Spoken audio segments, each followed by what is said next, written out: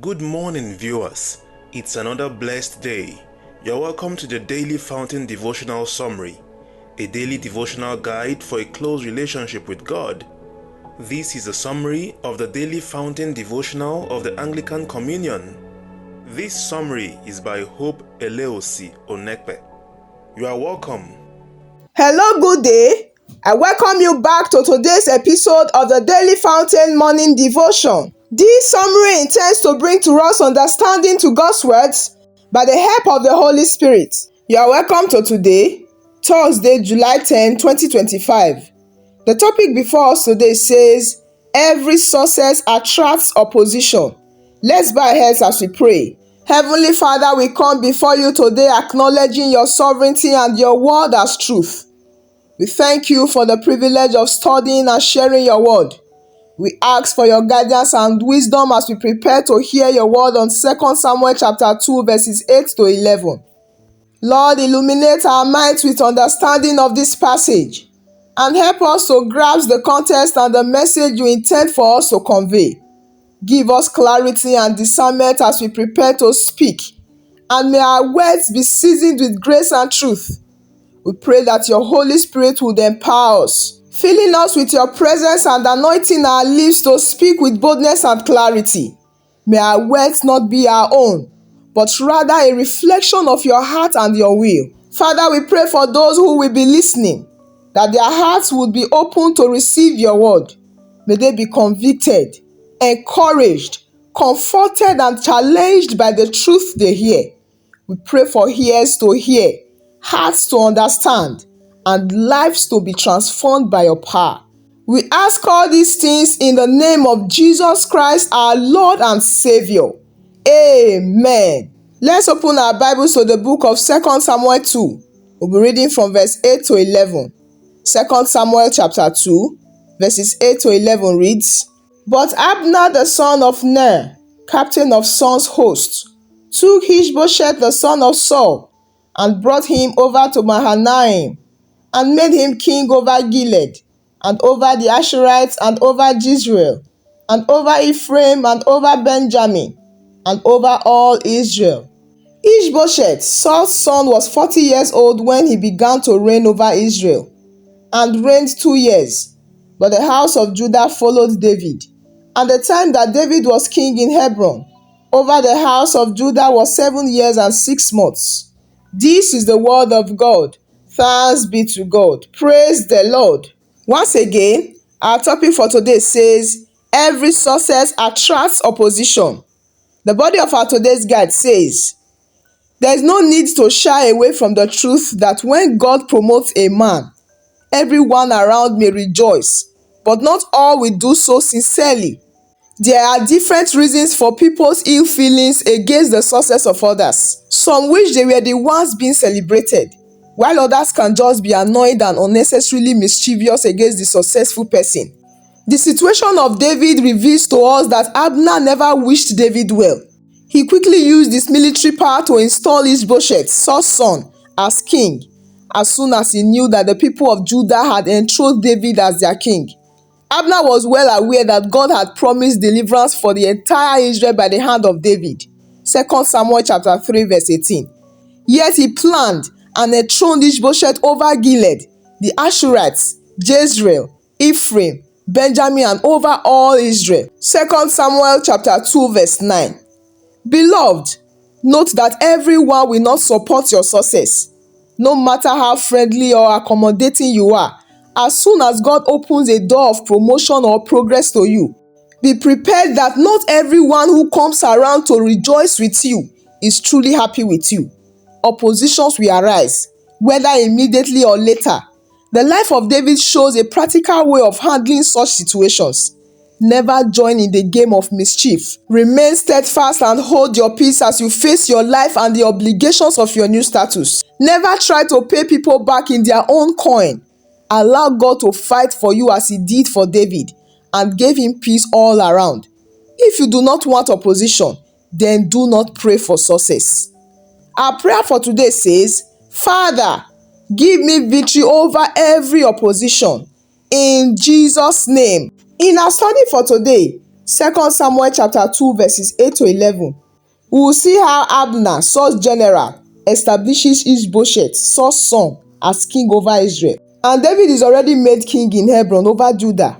And so this division of the kingdom into two separate entities sets the stage for conflict.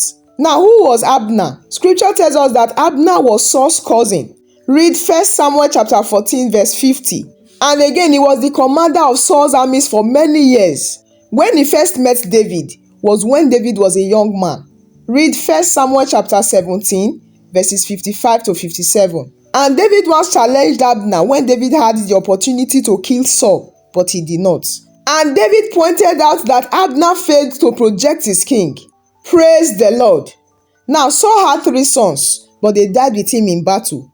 Read 1 Samuel chapter 31 verse 6. And there is no previous mention of Ishbosheth among the sons of Saul. So it is possible that Ishbosheth was an illegitimate son, or the son of a concubine. Let's not forget that David was also a son of Saul by marriage. David married Michal, the daughter of Saul. Read 1 Samuel chapter 18 verses 17 to 30. And so Abner went ahead and made Ishbosheth king, probably so that he could be the real power behind the throne of the weak king. And for 2 years, David allowed Ishbosheth to reign over most of Israel. These 2 years showed remarkable patience, long-suffering, and trust in God on David's part. And Ishbosheth was not the Lord's anointed like Saul. And David had every right to crush Ishbosheth who stood in the way of his calling. Yet out of trust in the Lord and respect for Saul's memory, David waited. And also according to the scripture, many of the tribes preferred Ishbosheth to David, because the Philistines had overrun many of the other tribes of Israel. They were hesitant to come out for David because they will have to be ready for the disapproval of the Philistines. Praise the Lord. When we read verse 11 again, it says that the time that David was king in Hebron over the house of Judah was 7 years and 6 months. This was the period of time David had his headquarters in Hebron. For the first 2 years of this time, David ruled over Judah alone. And when Ishbosheth was propped up by Abner, Abner ruled the rest of Israel. One thing I like us to note from the beginning of the reign of David is that he refused to force his reign on his subjects. Jesus will only battle against pretenders to the throne, but he will not force his reign on mankind. Praise the Lord. In conclusion, the nation in general refused David, but the Lord trained up his servant for future honor and usefulness. And the tendency of true godliness was shown in his behavior while passing through various difficulties. And so be prepared that when God opens that promotion or opportunity for you, oppositions will come. Not everyone will truly be happy with you. Even if you are so accommodating and friendly, not everyone will support your success. Continue to remain steadfast and trusting in God, as seen in the practical life of David. Allow God to fight for you as he did for David. That's the only way we can have peace all around. I pray for us this day that God will grant us a heart like the heart of David, to remain steadfast and hold our peace as we face our life and the obligations of our new status. In Jesus' name. At this moment, I want us to open our mouth and begin to thank God that he is ultimately in control. Even when it appears that things are not unfolding as expected, pray that his will would be done in all situations, and that his purpose will be established in your life. Right now, pray that God would protect his people from the consequences of choosing a path that is not in line with his will. Let's pray that God will shower his blessings and favor upon those who continue to seek and follow him. Now let's pray for unity among God's people, especially when there is division or conflict. Let's ask God for reconciliation and healing where there has been hurt or misunderstanding. At this moment, I want us to pray for an end to strife and division, whether within families, communities, or nations. Let's ask God to bring peace and harmony and to turn hearts towards him. Right now, let's begin to thank God that his kingdom will ultimately triumph and that his will shall prevail. Let's pray for the advancement of God's kingdom on earth and for the salvation of all people.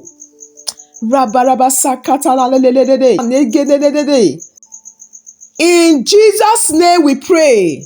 Heavenly Father, we thank you for your word and the message we have received today. We praise you for your faithfulness in fulfilling your promises, even when we don't see them happening. We confess our tendency to rush ahead of you and to doubt your timing. Forgive us for our impatience and lack of trust. Grant us humility to accept your will and to trust your plan. Guide us as we navigate difficult situations and empower us to make wise decisions. Give us the strength and courage to face challenges with faith and perseverance. We pray for those who are struggling and for those who are leading us and those we are leading. Bless them with wisdom and discernment. May your unity and peace reign in our family and country. We dedicate our lives to you, Lord, and commit to serving you and following your will. Help us to trust in your faithfulness and your perfect timing. This we ask. In Jesus' mighty name we pray. Amen. Praise the Lord. I believe you are blessed. Let me use this opportunity to appreciate my viewers for joining us today. We thank God for the success of our today's morning devotion. Do well to join us tomorrow morning again for another fresh episode of the Daily Fountain Morning Devotion. Let's take our today's declaration together. Today I will focus on walking in faith, embracing new beginnings, and experiencing God's favor and blessings. So shall it be, so shall it stand, and so shall it come to pass. In Jesus' name, I wish you a blessed day. Do remember that you are loved greatly. I'll see you again tomorrow by God's grace. Thank you for joining us today. If you have been blessed and would like to have more of these, consider liking and subscribing. Share with friends and family as well. Join us tomorrow again. God bless you.